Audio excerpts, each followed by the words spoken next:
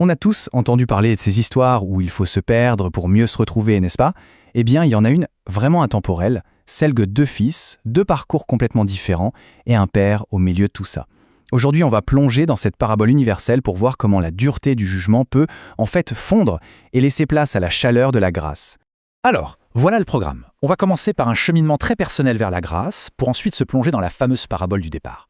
On verra la crise, qui mène au retour, l'accueil incroyable du père, et puis le danger du légalisme incarné par l'autre fils. Et on terminera sur une invitation au retour. Bon, pour vraiment comprendre cette histoire dans toute sa profondeur, parfois le meilleur point de départ, c'est soi-même. On va donc commencer par une transformation personnelle, ce parcours qui fait passer d'un cœur qui juge vite à un esprit qui apprend la compassion. Tout commence par une confession, assez directe d'ailleurs, celle d'un jeune croyant qui, à ses débuts, était plein d'arrogance. Vous savez, cette espèce de justice personnelle où on se sent un peu au-dessus de la mêlée, où on catalogue les péchés des autres en se pensant intouchable. C'est de ce piédestal en fait qu'il va falloir descendre pour pouvoir saisir tout le sens de l'histoire. Mais bon, la vie a cette façon bien à elle de nous ramener sur terre, n'est-ce pas? Les épreuves, les luttes personnelles, tout ça, ça nous met face à nos propres faiblesses. Et c'est là qu'on réalise que, finalement, personne n'est à l'abri.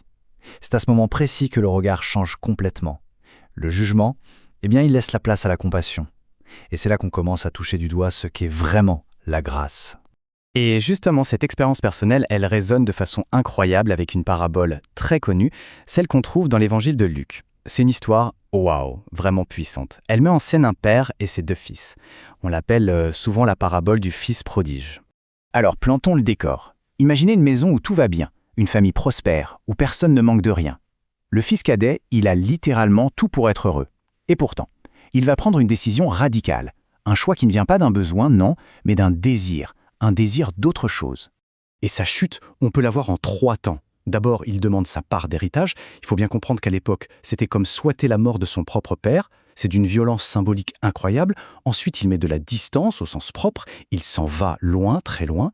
Et pour finir, il flambe absolument tout. Il gaspille sa fortune, coupant ainsi les tout derniers liens avec son passé. La rupture est totale. Et surtout, elle est volontaire. Et tout ça, ça met en lumière un concept théologique absolument fondamental. Le père, il ne retient pas son fils, il le laisse partir, il lui donne la liberté de faire ses propres choix, même si ses choix sont clairement destructeurs. C'est ça, le libre arbitre. Un cadeau, oui, mais un cadeau qui vient avec son lot de responsabilités. Maintenant, la question c'est qu'est-ce qui va bien pouvoir provoquer le déclic, le point de bascule? Eh bien, ce n'est ni un grand discours, ni une intervention divine spectaculaire, non. C'est une crise profonde qui va l'obliger à tout remettre en question. Le premier choc ne vient pas de lui. Il vient de l'extérieur. Une immense famine s'abat sur la région. C'est un événement qu'il ne contrôle absolument pas et qui va faire voler en éclats tout son petit monde illusoire. Et la conséquence, elle est immédiate, elle est brutale, fini l'opulence. Il se retrouve dans le besoin le plus total, le plus désespéré. Le manque, ce n'est plus une idée lointaine, c'est son quotidien, à chaque instant. Et c'est là, au plus bas, au fond du gouffre, que quelque chose se passe. Un souvenir. Le souvenir de la maison de son père, un endroit où il y avait la sécurité, l'abondance. Cette simple pensée, c'est une petite lumière qui s'allume dans le noir. C'est le tout début du chemin du retour. Mais alors, on est en droit de se poser la question, est-ce que son changement est vraiment sincère? Est-ce qu'il s'agit d'une vraie repentance, d'un vrai regret de ses actes? Ou est-ce que c'est juste la peur, le regret d'avoir tout gâché? En fait, la réponse est un peu entre les deux. C'est la dureté de la situation, la famine, la misère, qui l'oblige à faire une introspection. Il est seul, il n'a plus rien. Et c'est là qu'il a cette réalisation terrible. Même les employés de son père ont une vie meilleure que la sienne. Cette prise de conscience, cette humiliation, c'est ça le vrai moteur de son retour. Allez, on arrive au moment le plus fort de l'histoire, le climax, les retrouvailles. Et là, la réaction du père, elle est tout simplement imprévisible. Vraiment, c'est bouleversant. Le contraste est juste, saisissant. D'un côté, on a le fils, il a tout préparé, son petit discours pour supplier son père de le prendre comme simple employé. Et de l'autre, le père, qui ne le laisse même pas terminer sa phrase. Pas de sermon, pas de reproche, non, il demande la plus belle robe, il demande une fête. À la place de l'humiliation attendue, il reçoit l'honneur. Il n'est pas traité comme un serviteur, il est restauré comme un fils. C'est une grâce totale, extravagante, inconditionnelle. Et cette attitude du Père, elle fait écho à cette promesse incroyable qu'on trouve dans la Bible. L'idée que le pardon de Dieu, ce n'est pas juste bon, on passe l'éponge. Non, c'est un oubli.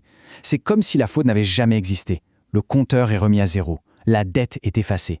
C'est un départ complètement neuf. Mais attention, l'histoire n'est pas finie, Parce qu'il y a un deuxième personnage clé, le frère aîné. Et sa réaction, à lui, est une mise en garde tout aussi importante. Elle nous parle d'un autre danger, beaucoup plus subtil, le légalisme. Là encore, le contraste entre les deux frères est flagrant. Le plus jeune revient brisé, plein d'humilité, reconnaissant. L'aîné, lui, qui restait, est bouffé par la colère, par le jugement. Il refuse d'entrer. Il refuse de partager la joie. C'est terrible, mais son obéissance parfaite l'a rendu froid, dur, incapable de se réjouir de la grâce qui est offerte à son frère. Et ça, c'est la définition parfaite du légalisme. C'est cette attitude religieuse un peu froide, un peu dure. On se concentre tellement sur les règles, sur ce qui est juste, qu'on en oublie les gens. On est tellement content de sa propre droiture qu'on devient aveugle à la miséricorde. Et le paradoxe, c'est qu'on peut être physiquement dans la maison du Père, tout en étant à des kilomètres de son cœur. Alors au final, où est-ce que tout ça nous mène? Eh bien, cette vieille histoire, elle nous ramène à nous-mêmes. Et on peut se demander, dans ce récit, où est-ce qu'on se situe? Quelle est notre place? Pour toute personne qui se reconnaîtrait dans le Fils qui est parti, eh bien le chemin du retour existe. Il commence simplement par une reconnaissance honnête et il se termine dans les bras d'un amour, d'une miséricorde qui restaure et qui bénit bien plus que tout ce qu'on aurait pu imaginer ou espérer. Finalement, cette parabole nous laisse avec cette question en suspens. Qu'on se voit comme le fils qui s'est égaré ou peut-être comme celui dont le cœur s'est durci à force de bien faire, l'invitation du Père, elle, ne change pas. C'est une porte ouverte, une invitation à la fête. La vraie question que l'histoire nous pose, c'est « sommes-nous prêts à rentrer à la maison ?»